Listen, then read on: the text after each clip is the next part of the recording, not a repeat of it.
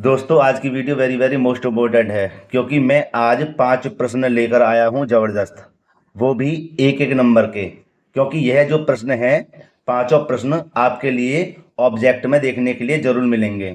क्योंकि दोस्तों इस तरह के पांचों प्रश्न लगातार आ रहे हैं, इसलिए मैंने यह 5 प्रश्न ले लिए हैं आपको समझाने के लिए, जिससे कि आपके 5 नंबर पक्के हो जाएं।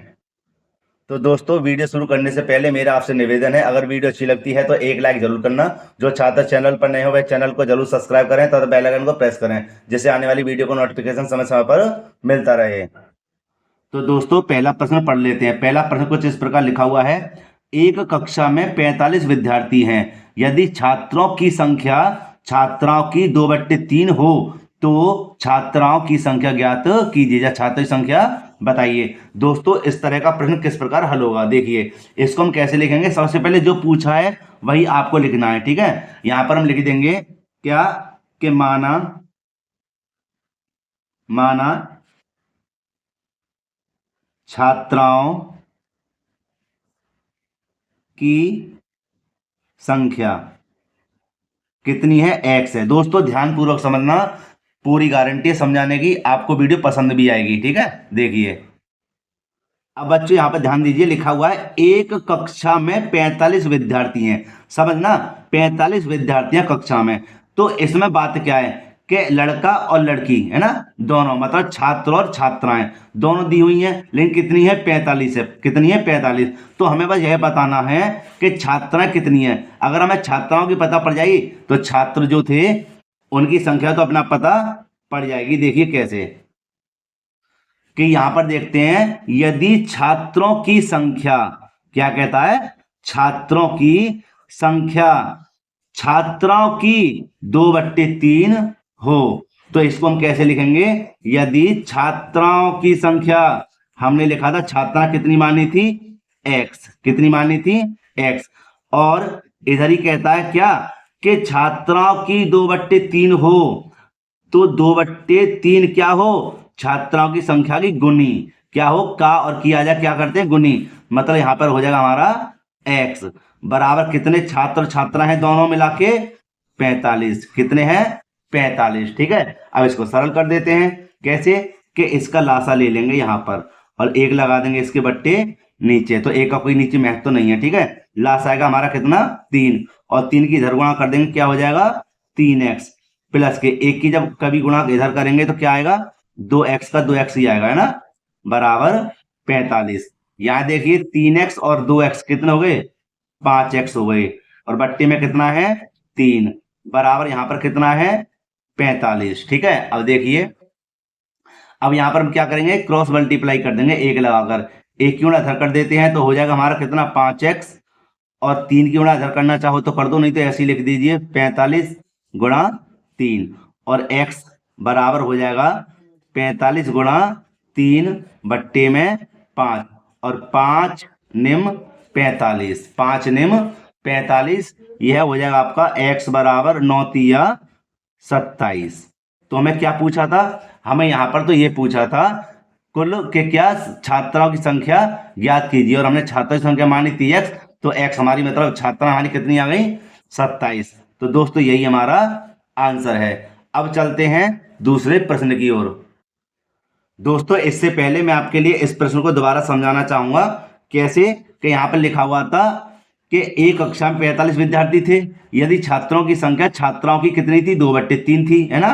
तो यहाँ पर समझिए छात्राओं की संख्या तो हमने मान ली x, ठीक है। अगर आप चाहें तो इसको और क्रम से लिख सकते हैं, क्या कि छात्रों की संख्या मतलब लिखें तो लिख देंगे, अगर यहाँ पर लिखना चाहो तो छात्रों की संख्या, ठीक है, इसी प्रकार मानेंगे तो यहां पर हम 2x/3 लिख देंगे, क्योंकि उसने कहा था क्या, छात्राओं की, क्या कहा था, छात्राओं छात्राओं छात्राओं हमारे क्या है, x, क्या है, x, और x की 2/3 गुनी है ना, लिखा नहीं है, समझ जाइए। का और की आता है तो क्या होता है, गुणा का चिन्ह लगा देते हैं। तो यही थी हमारे क्या, छात्र हमारे ये हो गए और छात्रा हमारी ये हो गई।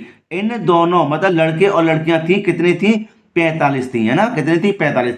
इसलिए मैंने इसको यहां पर सरल कर दिया। कैसे कि यहां पर मैंने क्या लिख दिया, छात्राओं को लिख दिया और छात्रों को मैंने लिख दिया 2/3। इन दोनों को मिलाकर कितने बच्चे थे, 45 थे, और इसको मैंने सरल कर दिया, जो लास्ट से गया था 3, 3 की गुणा इधर कर दी मैंने, क्या आया था 3x, इधर गुणा करी थी कितना आया था 2x, 3x और 2x कितना हो गया 5x, बट्टे में कितना हो गया 3, बराबर में 45 यहाँ पर उतारा था, फिर 45 को मैंने यहाँ पर भी लिख दिया और यहाँ पर 1 लगा फिर मैंने क्रॉस मल्टीप्लाई कर दी है।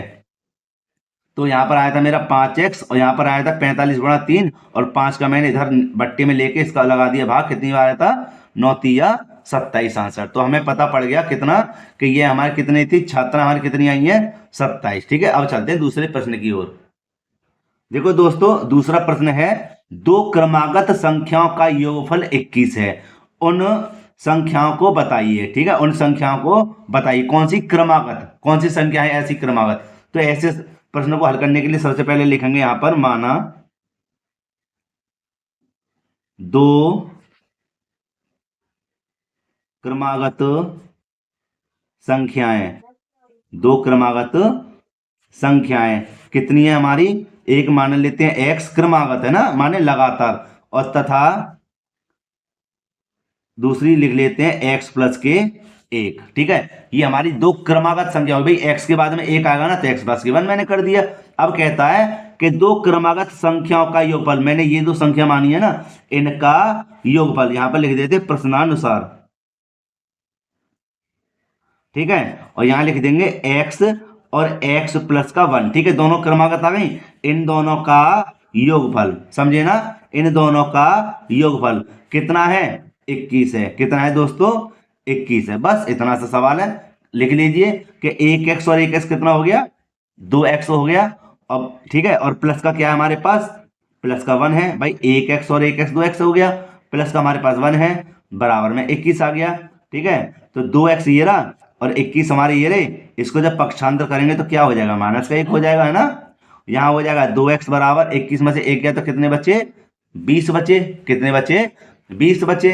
और यहाँ देखिए x बराबर 20 बट्टे कितना हो जाएगा 2, 2 धाम 20 और x बराबर कितना आया 10। तो देखो यहाँ पर हमने देखा क्या कि हमने जो संख्या मानी थी x, मतलब पहली संख्या तो आ गई हमारे पास कितनी 10, और दूसरी संख्या यहां लिख देंगे दूसरी संख्या, दूसरी संख्या हमने क्या मानी थी x प्लस का 1। तो दोस्तों x के स्थान पे लिख देंगे कितना 10 प्लस का 1 बराबर 10 और 1 कितना हो गया 11।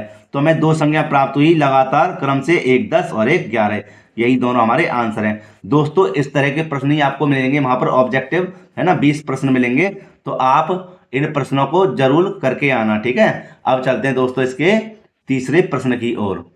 और दोस्तों वीडियो अच्छी लग रही हो तो प्लीज एक लाइक जरूर करना और इस वीडियो को अपने मित्रों में भी शेयर जरूर करना, जिससे कि उनके भी नंबर अच्छे आ सकें। चलते हैं इसके तीसरे प्रश्न की ओर। तो दोस्तों यहाँ पर तीसरा प्रश्न कुछ इस प्रकार लिखा हुआ है, दो क्रमागत सम संख्याओं का योगफल 30 है, उन संख्याओं को ज्ञात कीजिए। तो दोस्तों मैंने इस तरह की वीडियो कई बना रखी हैं, आप उन वीडियो को जरूर देखें। ठीक है, और वो भी क्वेश्चन 4-4 नंबर के मैंने बताए हैं। तो आइए इस प्रश्न को हल करते हैं। सबसे पहले हम इन संख्या को मान लेते हैं, कौन सी संख्या सम संख्या को। तो आप ये तो जानते हैं ये सम संख्या हमारी कौन कौन सी होती है, 2 4 6 8। ठीक है, जो 2 से कटियां हैं। तो इसके लेकिन यहां पर हम किस प्रकार लिखेंगे ये देखिए, यहां लिखते हैं हम सबसे पहले, माना पहली संख्या बराबर x। ठीक है, और दूसरी संख्या हो जाएगी हमारी x प्लस के 2। ठीक है, क्रमागत की बात चल रही है तो इस प्रकार आप इसको लिख देना। अगर आपकी यह समझ में ना आए तो आप यहां पर लिख सकते हैं 2x। ठीक है, और लिख सकते हैं 2x प्लस के 2, इस प्रकार भी कर सकते हैं। भाई 2x हो गया सम संख्या मानना चाहें, और इसकी दूसरी संख्या हो जाएगी 2x प्लस के 2। ठीक है, या फिर इस तरीके से हल कर लीजिए, यह बहुत ही सरल तरीका है। तो हमने क्या माना, दो क्रमागत संख्या, एक x मान ली और एक x प्लस के 2 मान लिया। इन दोनों का योगफल कितना है 30 है, इन दोनों का योगफल कितना है 30 है। तो यहां पर लिख देंगे x, ठीक है, और दूसरी संख्या हमारी x प्लस के 2, इन दोनों का योगफल कितना है 30 है। कितना है 30 है। बस अब इनको हल सरल कर देते हैं, 1x और 1x कितना हो गया 2x, और प्लस के 2 ये रहे बराबर 30 ये रहे, और 2x ये रहा बराबर 30 ये रहे, और 30 को जब इधर पक्षांतर करेंगे तो क्या का हो जाएगा, माइनस का हो जाएगा। और देखिए यहाँ पर 2x बराबर 30 में से 2 गए तो कितने बचे, 28, और x बराबर 28 बट्टे 2, और 2 का भाग लाएंगे, 2 एकम 2, 2 चौक 8, तो x बराबर कितना आ गया, 14 आ गया। ठीक है, ये क्या थी, हमारी पहली संख्या थी। और दूसरी संख्या यहाँ पे लिख देते हैं, दूसरी संख्या हो जाएगी हमारी x प्लस के 2। देखो यहाँ पे देख लो, माफी चाहता हूं कि x प्लस के 2, और x का मान कितना आया है, 14 प्लस के 2 बराबर 14, और 2 कितने हो जाएंगे, 16। लो ये आ गया जी उत्तर। कैसे कि एक तो हमारी सम संख्या है 14 और दूसरी है 16, समय ना, यही हमारा आंसर है। अब चलते हैं इसके चौथे प्रश्न की ओर।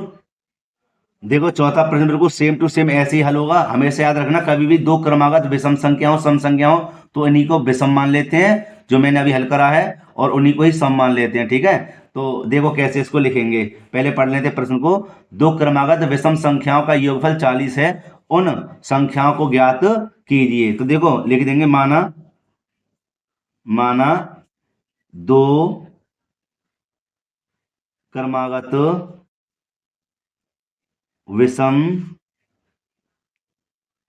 संख्या, एक तो x मान लेंगे, ध्यान रखना, और एक मान लेंगे x प्लस के 2। ठीक है, यही सम में आ जाती है और यही विषम में आ जाती है। ठीक है, तो यहां पर देखिए इन दोनों का योगफल कितना है, 40 है। तो लिख देंगे प्रश्नानुसार यहां पर भी। तो x और x प्लस के 2, इन दोनों का योगफल कितना है, 40 है। बस सरल कर दीजिए, 1x और 1x कितना हो गया, 2x, और प्लस के 2 ये रहे, बराबर में 40 ये रहे।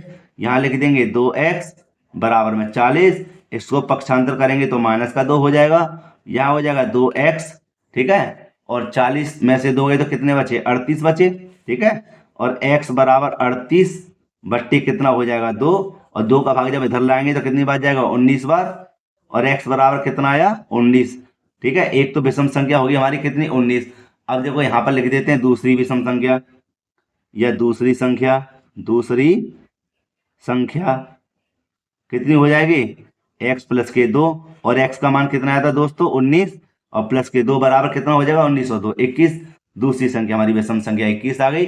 तो यहां पर मान लेंगे, सॉरी यहां पर लिख देंगे 19 और 21 हमारी दोनों विषम संख्या। और विषम संख्या कैसे कहते हैं, जिसमें 2 का भाग ना जाए, समझे ना दोस्तों। वीडियो अगर अच्छी लग रही हो तो प्लीज एक लाइक जरूर करना, और अपने मित्रों में भी इस वीडियो को जरूर शेयर करें, क्योंकि इस तरह के प्रश्न एग्जाम में आपको देखने के लिए जरूर मिलेंगे, वो भी ऑब्जेक्टिव टिक मार्क वाले। ठीक है, और वो भी एक एक नंबर के। तो चलते हैं इसके अब पांचवें प्रश्न की ओर। दोस्तों पांचवा प्रश्न है कुछ इस प्रकार, देखिए, एक समकोण त्रिभुज के दो न्यून कोणों का अनुपात 7:11 है, कोणों के मान ज्ञात कीजिए। सबसे पहले तो ये पता है हमें क्या, कि समकोण त्रिभुज कितने अंश का होता है, 90 अंश का होता है। कितने अंश का होता है, 90 अंश का। अच्छा, ऊपर से कहता है कि दो न्यून कोणों का अनुपात कितना है, 7:11 है। तो दोस्तों इस तरह का प्रश्न देखो कैसे हल होता है। ऐसे प्रश्नों में हम सबसे पहले ये लिखेंगे, माना त्रिभुज के दो न्यून कोण 7x व 11x हैं। समझना क्यों, क्योंकि हमने इन जो अनुपात दिए हुए हैं, ये जो अनुपात दिए हुए हैं, उनको हमने मान लिया है 7x और 11x। ठीक है, अच्छा, इन दोनों का योग, न्यून कोणों का योग, समझ रहे हैं, न्यून कोण मतलब 90 से छोटे जो होते हैं। ठीक है, तो यहां हम लिख देंगे कैसे, कि 7x और प्लस के 11x, इन दोनों कोणों का योग कितना है, 90 है। दो न्यून कोण हमारे अनुपात कितना दिया हुआ है, 7:11, तो मैंने क्या करा, उनको 7x और 11x उनको मान लिया। ठीक है, और इन दोनों न्यून कोणों का योग मैंने कितना कर दिया, 90। अब देखिए कि 11 और 7 कितने हो गए, 18x। कितने हो गए, 18x। इन दोनों को मैंने जोड़ दिया और कितना आया, 90। तो x बराबर 90 बट्टी कितना हो जाएगा, 18 और 18 पंजे 90। एक्स बराबर कितना हो जाएगा?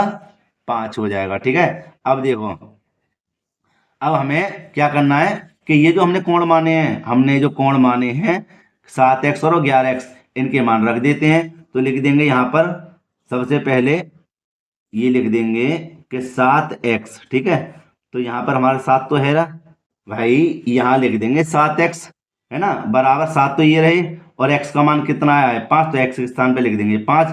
कितना हो जाएगा? 7 पंजे 35 अंश हो जाएगा। और दूसरा कोण हमारा न्यून कोण कितना है? 11x, तो 11 हमारे ये रहे, और x का मान कितना आया था? 5। दोबारा देखिए यहाँ पे 11x ये रहे, 11 ये रहे, और x के स्थान पे 5 लिख दिया, तो कितना आ जाएगा? 11 पंजे 55। समझे? तो यही दोनों हमारा क्या है? आंसर है। क्या है? आंसर है। तो ये हम लिख देंगे यहाँ पर त्रिभुज के दोनों कोणों का मान। क्या लिख देंगे? त्रिभुज के दोनों कोणों का मान कितना है? 35 अंश व 55 अंश होगा। समझे? यही हमारा आंसर है। तो दोस्तों, अगर वीडियो आपके लिए अच्छी लगी हो तो प्लीज एक लाइक जरूर करना, और जो छात्र चैनल पर नए हो वह चैनल को जरूर सब्सक्राइब करें। मिलते हैं इसी प्रकार एक और वीडियो में। जय हिंद।